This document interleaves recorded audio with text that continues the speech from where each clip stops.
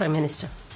Thank you so much, Antonio and Ursula. When we opened our presidency in Aarhus, I said that Europe is facing the greatest challenges since the end of the Second World War.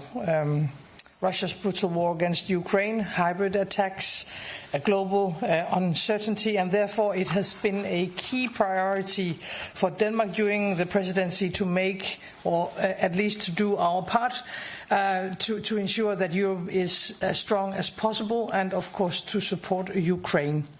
Today's task, as you have already heard, was to find stable financing for Ukraine for the next 2 years.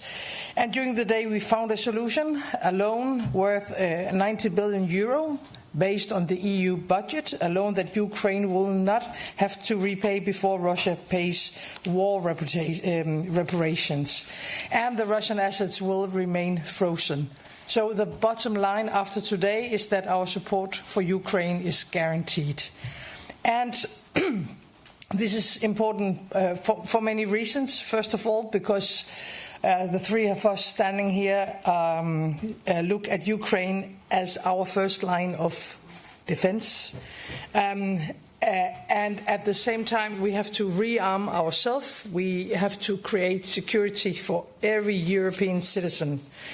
As this is the final meeting during our presidency, let me just highlight some few results, and I can do it quickly because you have already mentioned some of the results we have received together. Of course, new sanctions on Russia.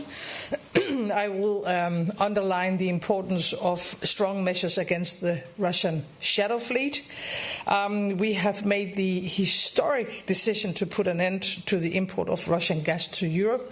By the way, we should have done this several years ago, but now we finally got the needed result. And the idea behind all this is, of course, to make Ukraine stronger and Russia weaker. And only by this we can ensure that Europe is as strong as possible. On migration, I think my view is well known. The current situation in Europe is unsustainable. Our citizens have demanded action for a very, very long time. And I am quite proud of the resolve that we have achieved. We have agreements now on safe third countries, safe countries of origin and returns. And a majority of the countries are now willing to look into new solutions to solve even more problems. So very, very important decisions. Also on the climate target and on removing unnecessary burdens for European businesses. So I think we have made some good decisions together, and let me just finalize by that.